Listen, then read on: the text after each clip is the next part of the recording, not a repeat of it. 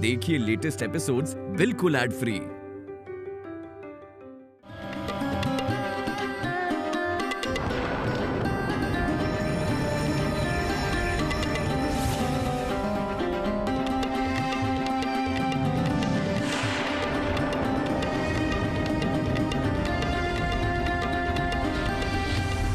क्या सोचा था? तुम लोगों के डर से छिपा रहूंगा और तुम लोग इंसानों की हत्या करोगे, लूटपाट करोगे।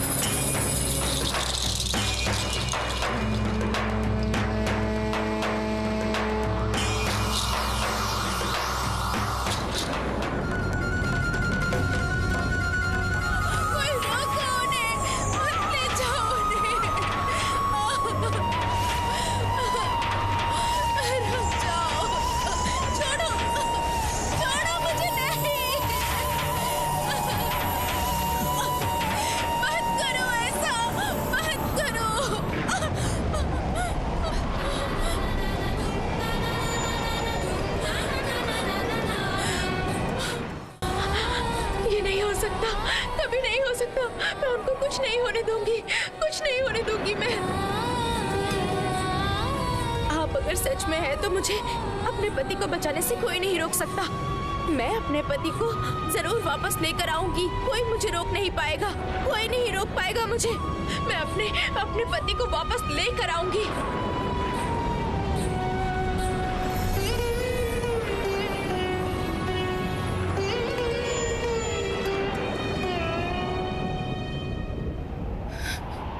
ये क्या है?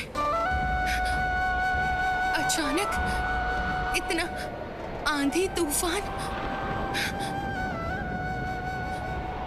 ये कहाँ गए हैं?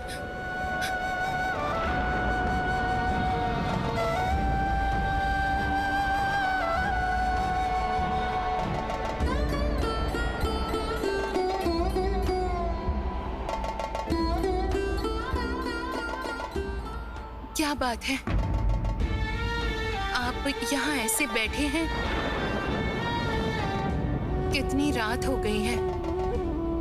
चलिए सो जाइए। मैं आपसे कह रही हूँ ना कि आपके सारे नुकसान की भरपाई हो जाएगी। आप बिल्कुल भी चिंता मत कीजिए। माया, जो आदमी एक छोटे से नमक का व्यापार और बांस का कारोबार करके यहाँ तक पहुंचा है, वो 2-4 रुपए के लिए नफा नुकसान की बात नहीं करता। तो फिर क्या हुआ है आपको? तुम्हारी इन बातों का मुझ पर बहुत असर हुआ है माया। मैंने मोखिमपुर में सैनिक भेजे हैं। चंदर का लौट आना बहुत जरूरी है।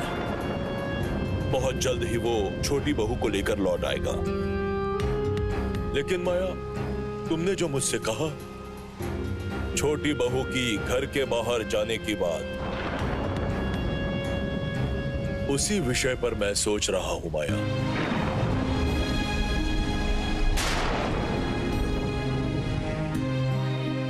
सुनिए ना, आप इतना परेशान मत होइए। सब कुछ ठीक हो जाएगा। बहुत रात हो चुकी है, चलिए सो जाइए। पिताजी,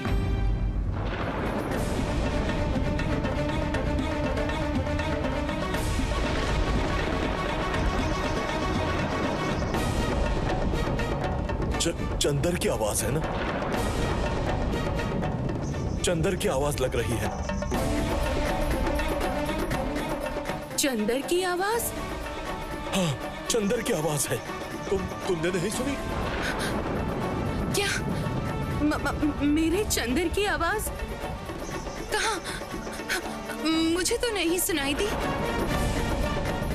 अच्छा, आपको चंदर की आवाज कहाँ सुनाई देगी? वो तो घर में है ही नहीं। वो तो अभी मोखिमपुर के महल में सो रहा होगा।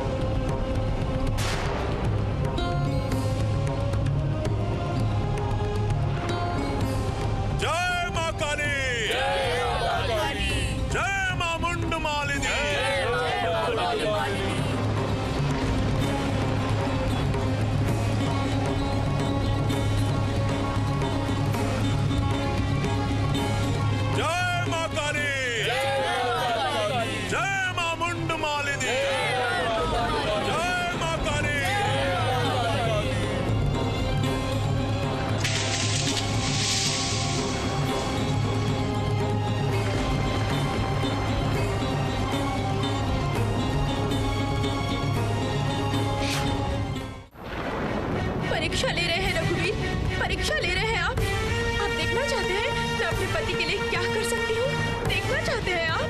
जान दे सकती हूँ, जान दे सकती हूँ मैं। आज आपको उनकी जान बचानी ही होगी। आपको उनकी रक्षा के लिए आना ही पड़ेगा, आना ही पड़ेगा आपको, और आप जरूर आएंगे।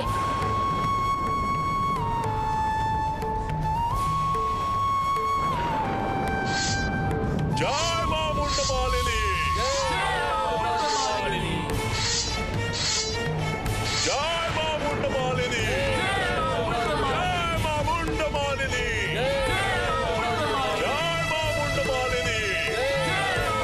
जय मां मुंडमालिनी।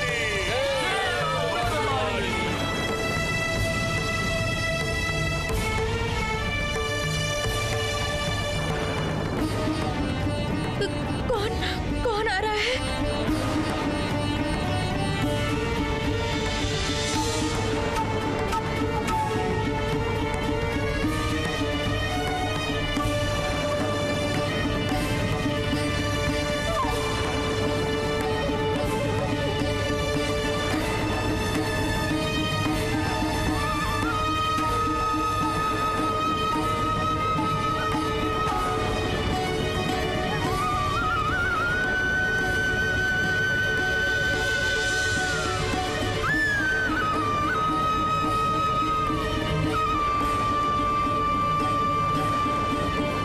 तुम कौन हो बेटी?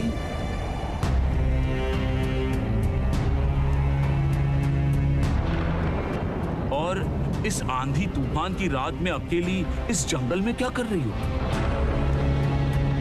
अरे इस जंगल में तो डकैतों का अड्डा है। बहुत भयंकर है वो लोग, नरबलि भी देते हैं। यहाँ मत रुको, चली जाओ, चली जाओ। अगर गलती से भी डकैतों की नजर पड़ी तो सत्यानाश हो जाएगा तुम्हारा, सत्यानाश। मैं तो डकैतों के अड्डे पर ही जाना चाहती हूँ। आप मुझे वहाँ पर ले जाएंगे? क्या? कहाँ जाना है तुम्हें? डकैतों के अड्डे पर जाना है? भैरव डकैत का नाम सुनते ही लोग कांप उठते हैं और तुम उसके अड्डे पर जाना चाहती हो? इधर आओ कह रहा हूं ना। शर्माने की कोई बात नहीं है। बताओ बताओ तुम्हें क्या हुआ है, क्या हुआ है बताओ तो। बताओ बेटी बताओ। मैं दास परिवार की बहू हूँ। अपने पति के साथ यहाँ आई थी। डकैत लोगों ने उन्हें पकड़ लिया है। सत्यानाश। तब तो तुम्हारा पति बड़े संकट में है, भयंकर संकट। वो भैरव डकैत देवी माँ को भेंट चढ़ाने के लिए सीधे साधे लोगों को पकड़कर बलि चढ़ाता है।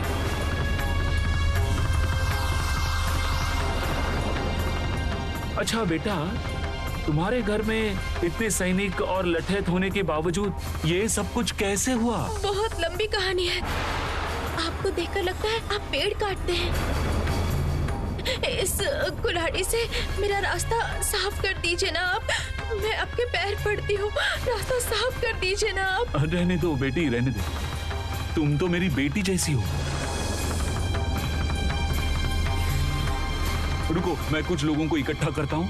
तुम अकेली लड़की क्या करोगी? हाँ, कुछ कर पाऊँ या ना कर पाऊँ, अपने पति के साथ मर तो सकती हूँ ना मैं।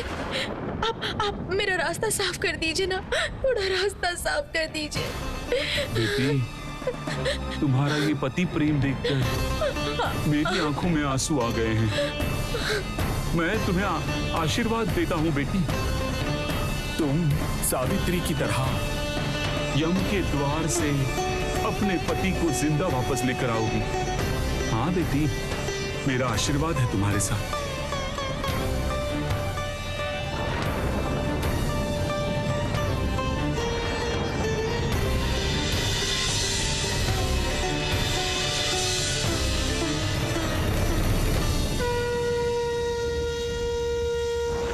जय जय श्री राम रघुपति राजा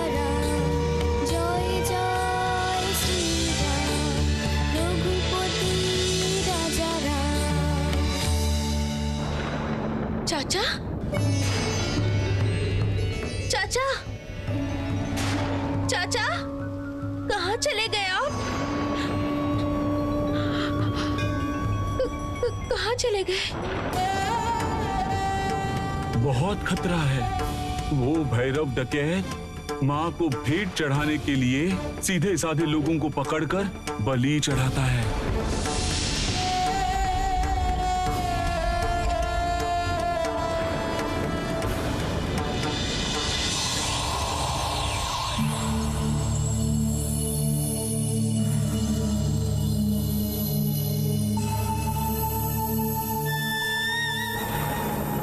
माफ कीजिए सरदार, उस इंसान की बलि मत चढ़ाओ, उस आदमी को छोड़ दो। क्या कहा तुमने?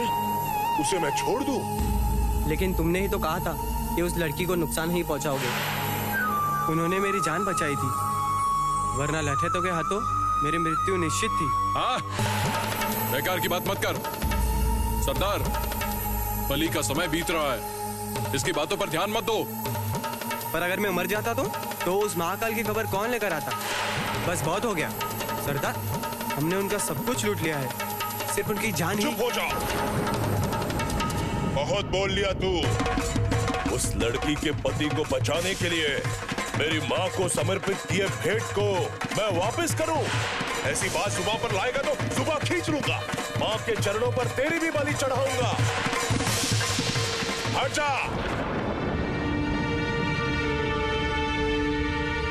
सरदार, ये हीरू कैसे बदल गया? ये पहले वाला हीरू नहीं रहा सरदार। जाने दे, जाने दे। यहां से भागने का कोई रास्ता नहीं।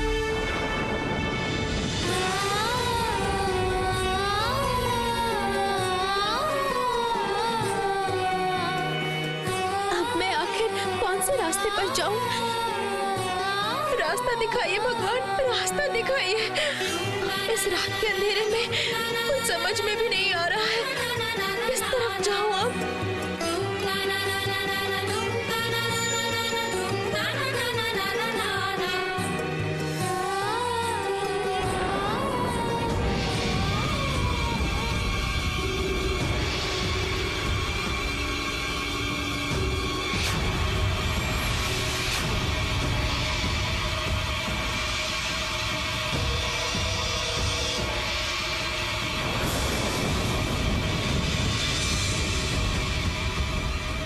नहीं, मैं नहीं डरूंगी, किसी भी हालत में नहीं डरूंगी मैं। मुझे पता है भगवान परीक्षा लेते हैं, विश्वास की परीक्षा, भक्ति की परीक्षा, प्यार की परीक्षा।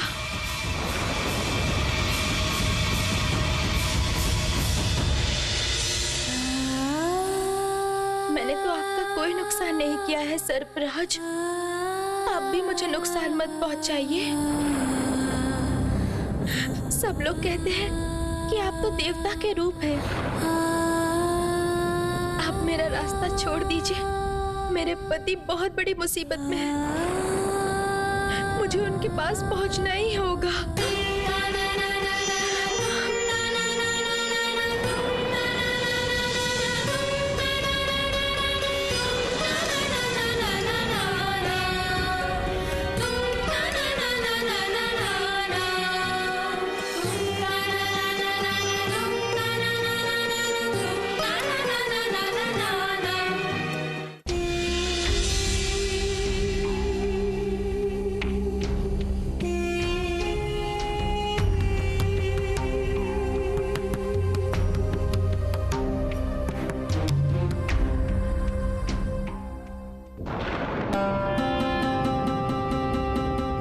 बड़े भैया दरवाजा खोलिए। भैया, बहुत बड़ा संकट आ गया है। भैया, भैया। राम रतन और कालीचरण की आवाज है ना? हाँ, मुझे भी वही लग रहे हैं। अरे दरवाजा तो खोलिए भैया।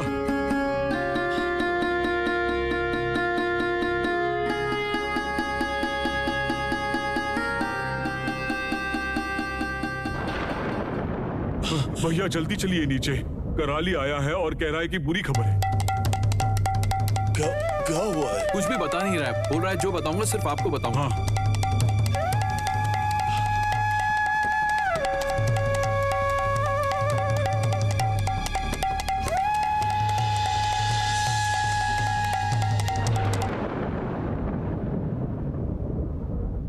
अब मैं किस रास्ते पर जाऊं? रास्ता भूल गई तो मुसीबत हो जाएगी। मुझे तो उनके पास पहुंचना ही पड़ेगा ना। भगवान मुझे रास्ता दिखाइए, रास्ता दिखाइए। ये क्या माँ खुद यहाँ आई है? माँ माँ ओ माँ, मुझे माफ कर दीजिए माँ। माँ, सरदार ने मुझसे वादा किया था कि आप लोगों का कोई नुकसान नहीं करेगा, इसलिए मैंने उसे महल का रास्ता बताया था। अगर मुझे पता होता कि वो इतना नुकसान करेगा तो मैं महल का रास्ता नहीं बताता। मेरे पति कहाँ है? वो ठीक तो है ना? नहीं माँ नहीं, वो ठीक नहीं है। सरदार उनकी बलि चढ़ाने की तैयारी कर रहे हैं।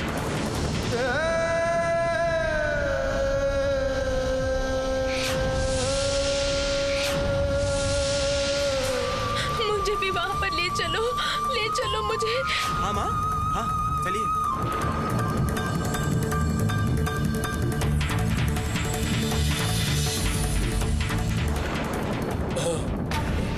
थोड़ी देर पहले मोखिमपुर से एक अजीब खबर मिली। क्या कहूँ मैं, जो खबर मुझे मिली है वो बुरी भी हो सकती है। शाम को सैनिकों को छुट्टी दे दी गई थी। महल में एकमात्र लठेतों का सरदार था, उसका भी खून हो चुका है। और राजचंद्र कैसा है? वो मतलब उनकी भी कोई खबर नहीं मिल रही। महल में उनकी पत्नी भी नहीं है।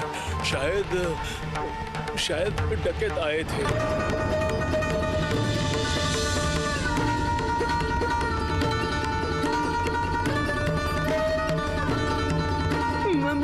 मेरा चंदन, शांत हो जाओ जुगी, जुगी शांत हो जाओ। मेरा चंदन, शांत हो जाओ जुगी, जुगी शांत हो जाओ। जुगी, जुगी, जुगी। एक बात मुझे बिल्कुल भी समझ नहीं आ रही है कि वैसे डकैतों से घिरे हुए इलाके में राजचंद्र जी ने सैनिकों को छुट्टी कैसे दे दी? इसके पीछे क्या कोई गहरा षड्यंत्र है? छोटी बहू भी महल में नहीं है? डकैत क्या उसे उठाकर ले गए? ये प्रीतराम दास उस सामान्य भैरव डकैत के दल को रोक नहीं पाया।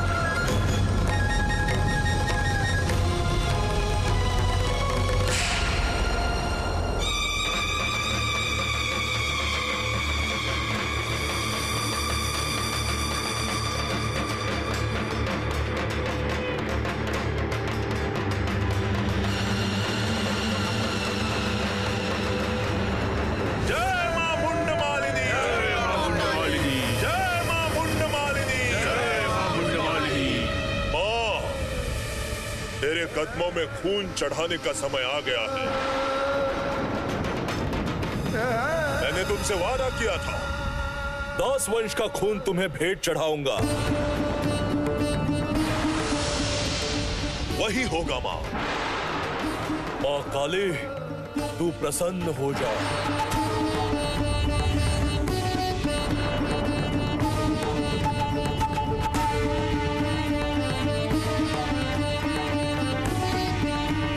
प्रसन्न हो जाओ मां, हमारी रक्षा करो। जय मां काली, जय मां काली।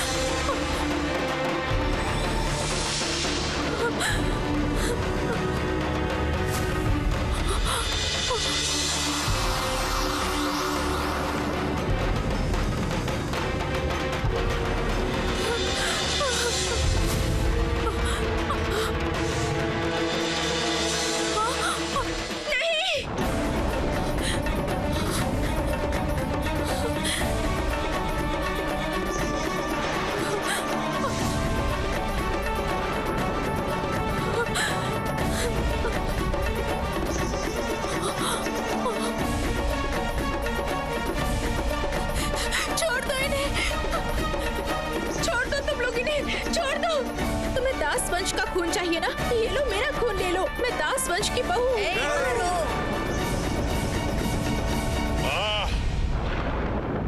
कोई इनके शरीर को हाथ नहीं लगाएगा।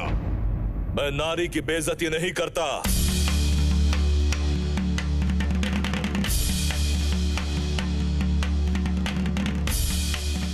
सरदार, उस दिन इस राजचंद्र की पत्नी हमारे सामने तलवार लेकर खड़ी हो गई थी। ये औरत साधारण नहीं है सरदार।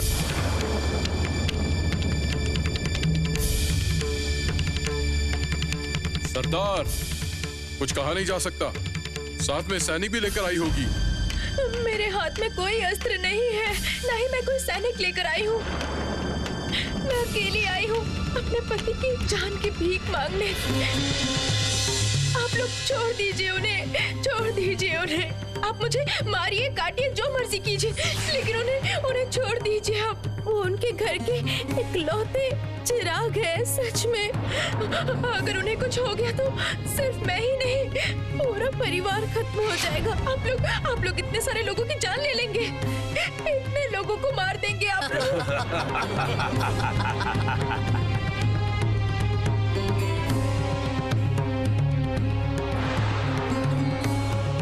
बेटी, ये भैरव डाकू का अड्डा है।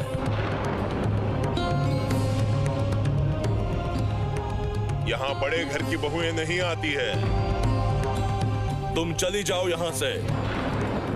तुम्हारी इस विनती को मैं मान नहीं सकता। आखिर क्यों संभव नहीं है बाबा? मेरे पति ने क्या नुकसान किया है आपका? क्यों मार रहे हैं इन्हें? क्यों जान ले रहे हैं? बताइए। बेटी, तुमने मुझे बाबा कहकर पुकारा।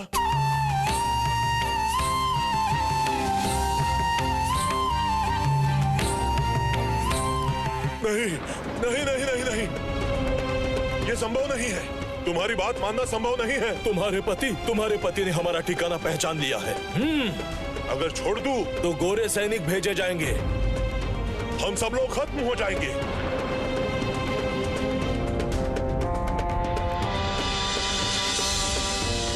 मैं अपने बारे में नहीं सोचता हूं। जब डकैती का काम करता हूं तो मुझे पता है किसी न किसी दिन मैं बेमौत मारा जा सकता हूं। लेकिन मैं अगर मर गया तो कई सारे गांव खत्म हो जाएंगे। हाँ, वो गरीब दुखी लोगों को थोड़ा खाने मिलता है हमारी लूटी हुई चीजों से। वो लोग तो बिना खाए मर जाएंगे। क्यों? हमारे घर के मालिक मुनीम लोग इनकी देखभाल नहीं करते हैं? तो क्या इन लोगों की ऐसी बुरी हालत होती? तुम्हारा पति, ससुर, कोई भी प्रजा के हालातों पर ध्यान नहीं देते। सूदखोर साहूकारों के अत्याचार से इस गांव के प्रजाजन त्रस्त हो चुके हैं।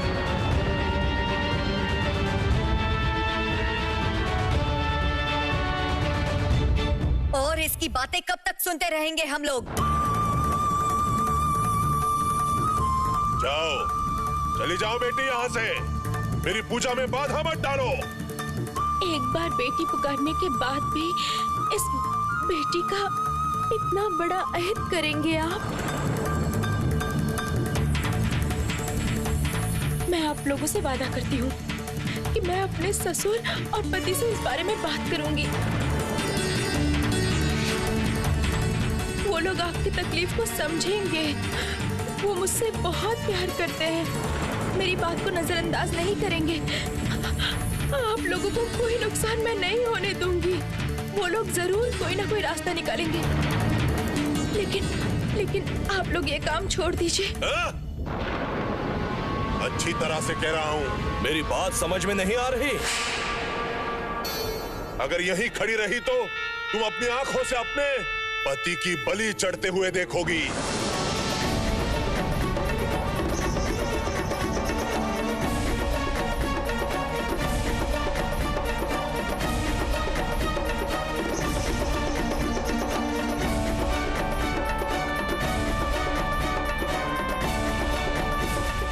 नहीं कर पाएगा, कोई कुछ भी नहीं कर पाएगा। आपकी माँ आपको गलत काम नहीं करने देंगी। मैंने एक सती की रक्षा करने के लिए माँ को पुकारा था, रक्षा करने के लिए। उन्होंने चिता की आग बुझा दी थी। आज मैं फिर से माँ को पुकारूंगी, मेरे पति की रक्षा के लिए।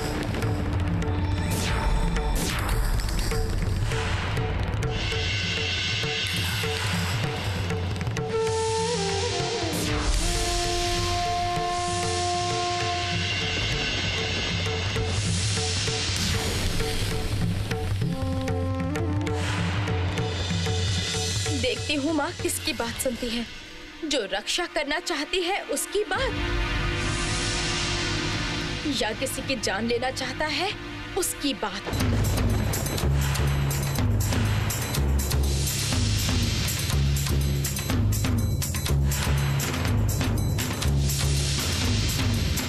आज माँ की भी परीक्षा है।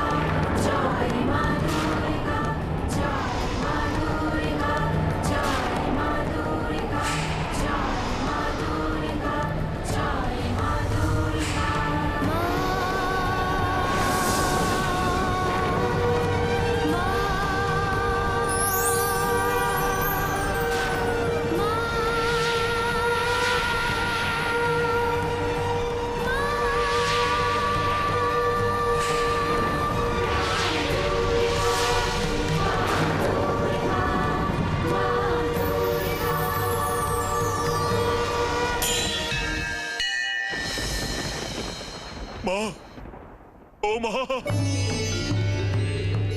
माँ मुझे माफ करो माँ। इस नासमझ बेटे को माफ करो। बिना कुछ समझे मैं महापाप करने जा रहा था। माँ तुमने मुझे महापापी बनने से बचा लिया है। माफ कर दो माँ, आप पे दया करो। तुम साधारण नहीं हो माँ, तुम साधारण नहीं हो। मुझ पर दया करो माँ। तुम्हारी करुणा के बगैर मुझे नर्क में भी जगह नहीं मिलेगी माँ।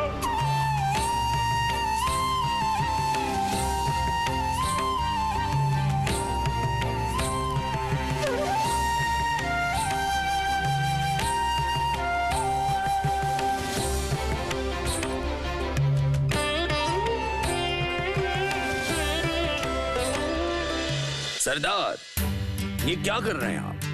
माँ के सामने ये सब? माँ नाराज हो जाएगी सरदार। अरे तुम लोगों को पता नहीं है तुम किसके सामने खड़े हो। मुझे समझ आ गया, हमारी ये माँ साधारण नहीं है। अरे तुम लोग एक एक करके आ जाओ, तुम्हारे सारे हथियार माँ के पैरों में डाल दो। और हिंसा खून कुछ नहीं माँ। ओ माँ, हम लोग बहुत करीब हैं। खाना नहीं मिलता हमें, साहूकार के अत्याचारों को सहन नहीं कर पाए, इसीलिए हमने ये रास्ता चुना। समझ नहीं आ रहा था कि ये रास्ता पापों से भरा रास्ता है। लेकिन माँ, तुमने आज कौन से रूप का हमें दर्शन कराया कि भैरव डकैत जैसे पत्थर दिल इंसान का दिल तुम्हारे सामने पिघल कर पानी हो गया। पहली बार मैंने माँ के पीछे रोशनी देखी है। तुम्हारे पीछे माँ स्वयं आकार प्रकट हुआ था। ये आप क्या बोल रहे हैं? एकदम सच बोल रहा हूँ। सच बोल रहा हूँ मैं। हमारी माँ देवी माँ का ही अंश है। देखा तुम लोगों ने? उनकी बात ना मानने पर मेरे इन हाथों से शस्त्र जमीन पर गिर गया। उठिए बाबा, मैं कोई देवी नहीं हूँ, मैं तो आपकी बेटी जैसी हूँ। मैं समझ गई थी कि आप अच्छे इंसान हैं, आपके दिल में बहुत दया माया है, लेकिन बुरे हालातों की वजह से आप ऐसा काम करते हैं। इसीलिए तो कह रही हूँ कि ये काम छोड़ दीजिए। मैं अपने पति और ससुर से कहूंगी कि वो लोग आप लोगों को कोई सजा ना दे, आप लोग सही राह पर अपनी जिंदगी बिता सकें। ये लोग बहुत ही दयालु हैं। इनके कानों में अब तक आपकी बात पहुंची नहीं, वरना आप लोगों की ऐसी हालत नहीं होती। माँ तुम में बहुत दया है माँ, अपार करुणा है। मैं भी अब वादा करता हूँ, मैं माँ काली की कसम खाकर आज ये प्रण लेता हूँ कि मैं और किसी की जान नहीं लूंगा। क्या कभी भी एक माँ अपनी संतान का खून चाहती है बाबा? कभी नहीं। समझ गया माँ, तुम्हारा ये दयालु रूप देखकर मैं बिल्कुल बदल चुका हूँ। मुझ में अब कोई हिंसा का भाव नहीं है, गुस्सा नहीं है। अरे तुम लोग अभी खड़े क्यों हो? आ जाओ, माँ के कदमों में झुककर आशीर्वाद लो। अपने हथियार माँ के कदमों में डाल दो। हाँ, इन सब की अब हमें कोई जरूरत नहीं। फेंको फेंको फेंको।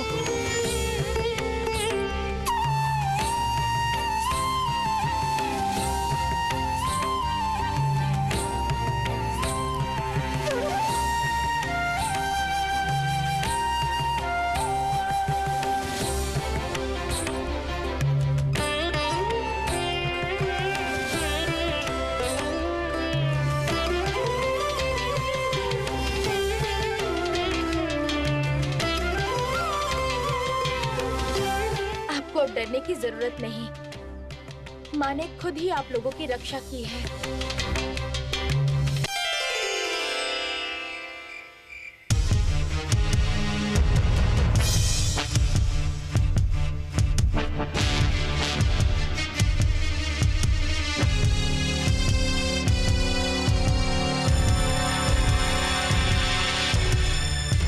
अच्छा, ये अभी भी आंखें क्यों नहीं खोल रहे हैं? अभी भी क्यों ऐसे बेहोश पड़े हुए हैं ये? हमारे पापों का कोई अंत नहीं है माँ। वो लाठी युद्ध में मैं जीत नहीं पा रहा था माँ, इसीलिए पेड़ की लता सुंघाकर बेहोश कर दिया था।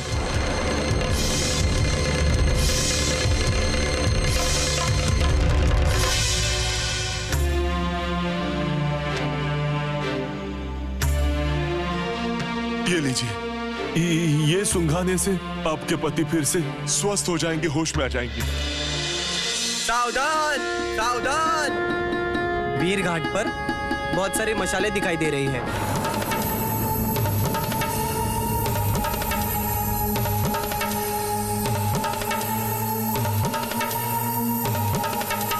भागो भागो सब, भागो भागो यहाँ से। आप लोग कहाँ भाग रहे हैं? रुकिए, डरने की कोई बात नहीं है।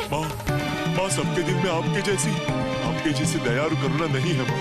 तुम ये जड़ी बूटी सुंघाकर अपने पति को स्वस्थ करके अपने घर ले जाओ। हम चलते हैं।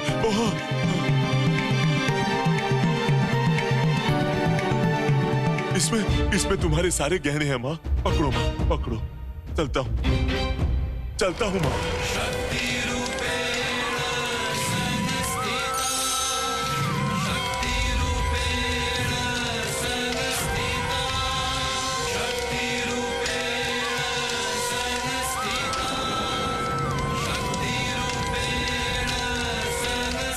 देखना माँ, उन्हें कुछ भी ना हो, उन्हें कोई नुकसान ना हो। आप कुछ भी करके उनकी रक्षा करना माँ। आप उनकी रक्षा करना, आप उनकी रक्षा करना।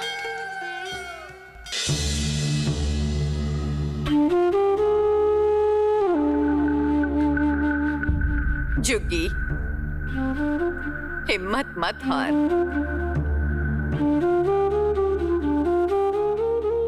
पहले भी बहू यमराज के हाथों से अपने पति को वापस ले आई थी, तो क्या डकैतों के हाथ से वापस नहीं ला पाएगी?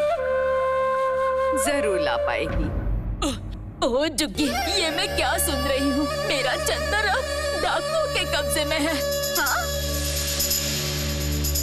बड़ी दीदी, इतनी बड़ी घटना हो गई, पर इस बात को मुझे बताना तुमने जरूरी नहीं समझा? मुझे पता वो नाती किसका है, मेरा है ना? खबर आती नहीं है, हवा पहुंचा देती है, जैसे तेरे कान में पहुंचाई है। मैंने कहा था ना मैंने। देखा, मेरी बात हुई ना सच? कहा था ना। घर की बहू ससुराल में 2 कदमों से अंदर आती है, फिर 4 पाई में लेटकर घर से बाहर जाती है, वो भी उसकी मृत्यु के बाद। ये बहू मायके चली गई, मैंने कुछ नहीं कहा, लेकिन उसके बाद उसके ऐसे पर निकल आए कि वो अपने पति के साथ मोखिमपुर देखने चली गई। इतना पाप भगवान भी नहीं माफ करते इतना पाप, समझी? अरे जोगी, तेरी किस्मत ने ऐसा ही लिखा था बेटी, ऐसा ही लिखा। छोटी, तू जुगी के पास बैठ, मैं दूध लेकर आती हूँ। उस बुरी खबर को सुनने के बाद ये ऐसी पत्थर जैसी बन गई है। तुम तो इसके मरने का ही इंतजाम कर रही हो बड़ी दीदी, नहीं तो उस छोटी बहू को सर पर बिठा के नाचती, उसे अपने पति के साथ बाहर जाने देती। तेरे सवाल का जवाब मैं नहीं दूंगी। मैं सिर्फ ये कहूंगी कि चंदर को कुछ नहीं होगा। जिसके बारे में तू इतना गलत सोच रही है, कल वही बहू दास वंश का सम्मान और ऊंचा करेगी। मेरी इस बात को याद रखना।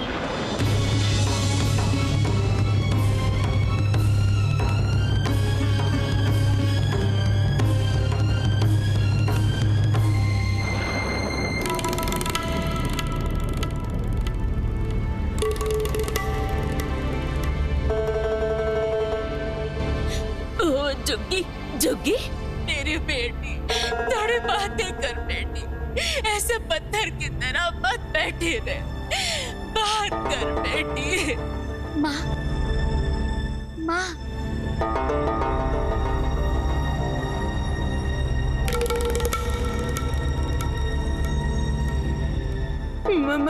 मेरा चंदर,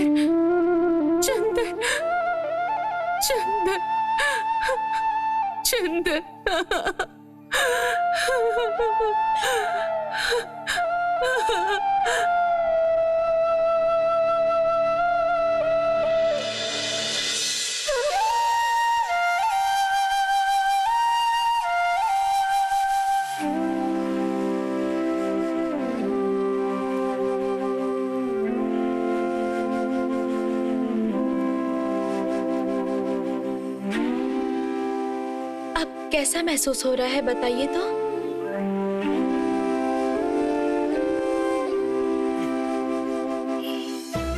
सर जैसे भारी सा लग रहा है।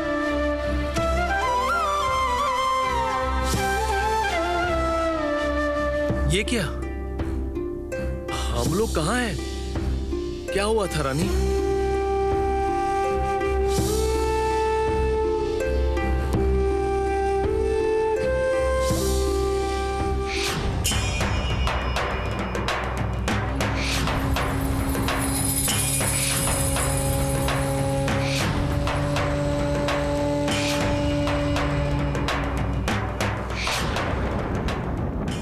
रानी, यहाँ क्या हुआ था और तुम यहाँ कैसे?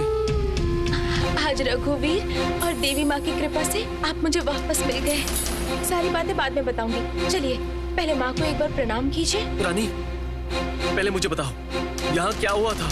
देखो रानी, हमारे घर में जनार्दन भगवान प्रतिष्ठित हैं। माँ कहती है कि सबसे पहले जनार्दन भगवान को ही प्रणाम करना चाहिए। मैं अंदर ही अंदर सब समझ सकती हूँ। पता है कि रघुवीर ही कभी कभी इंसान के रूप में आते हैं, फिर कभी आते हैं काली माँ के भेष में,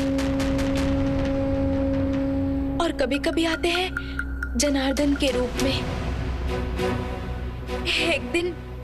एक दिन हो सकता है कि वो मेरे सामने आएंगे एक बिल्कुल नए रूप में, एक बिल्कुल नए चेहरे के साथ।